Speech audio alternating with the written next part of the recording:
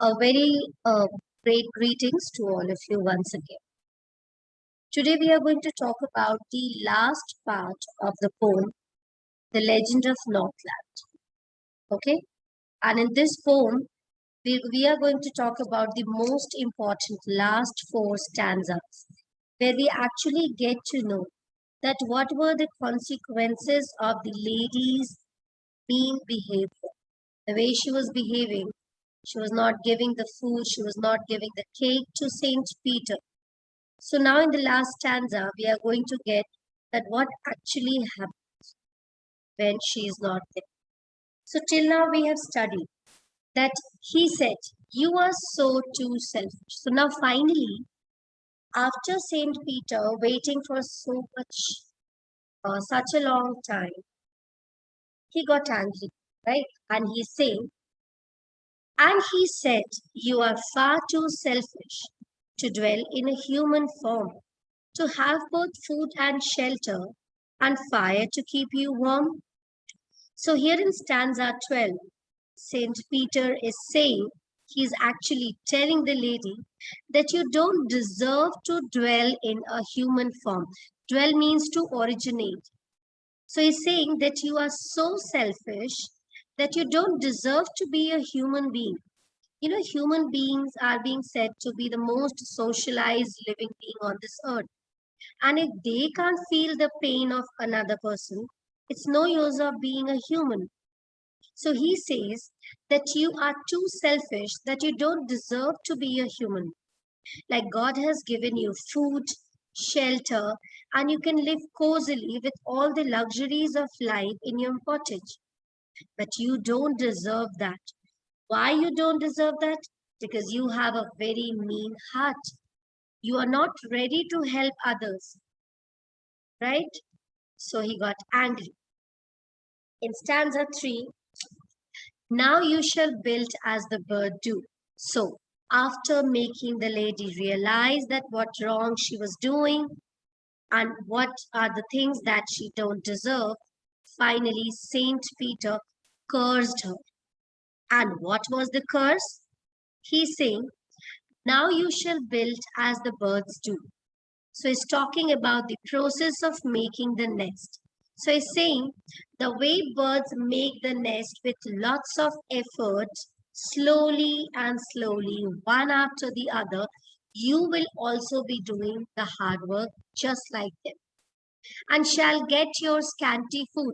And right now you have shop of cake, but when you will become a bird, you will have scanty food. You will have little amount to eat. And for that also, you will have to be boring and boring and boring all day in the hard, dry woods. And that little food is also not going to be provided to you easily, but you will have to keep on boring into the dry trunks of the tree. And after that boring act, after lots of hard work, you will get a little amount of food. Okay? Later, Saint Peter is saying, then up she went through the chimney, never speaking a word, and out of the top flew a woodpecker, and she was changed to a bird. Right? So, as in the beginning, we have studied that the house was having an hearth, and the hearth smoke was coming out of the chimney. So, as soon as the curse was being spelled out by Saint Peter, suddenly the old lady went through the chimney. She went inside the chimney, never speaking a word. Here it means that she was not being given a chance to justify. She was not given a chance to say anything. You know, you keep on doing things wrong and wrong and wrong throughout your life. At the time of result comes, you don't get a chance to justify. Immediately the result is in front of your eyes. So the same was here with the lady. She did not get a chance to justify or put her words forward in front of Saint Peter. And just after the curse, she went through the chimney and she came out of the chimney in a form of a woodpecker. So that old lady changed to a bird, and the bird was a woodpecker. She had a scarlet cap on her head. So when the lady was in the hut, in the cottage, she was wearing a very bright, colorful hat. So as soon as she became the bird, all her belongings were left behind. Her clothing, her hats, her cottage, cakes, everything was left behind. Her clothes, they burnt into the fire. Okay, and they turned to coal. Only the color of her cap was left behind on her feathers. You might have seen woodpecker, right? They're so bright in color. So that color she has got from the scarlet cap she was wearing on her head. Rest all other things were left behind and they burned in the fire. She had a scarlet cap on her head and that was left the same, but all the rest of her clothes were burnt black as coal in the flame. So you can see in the last line, the specific device has been used is simile device because the color black is being compared as a coal. So when we do the comparison by using the word as or like, we call it as simile. Okay, so she changed to a woodpecker. Here we have reached the last stanza. And every country schoolboy has seen her in the woods, where she lives in the trees till this very day, boring and boring for food.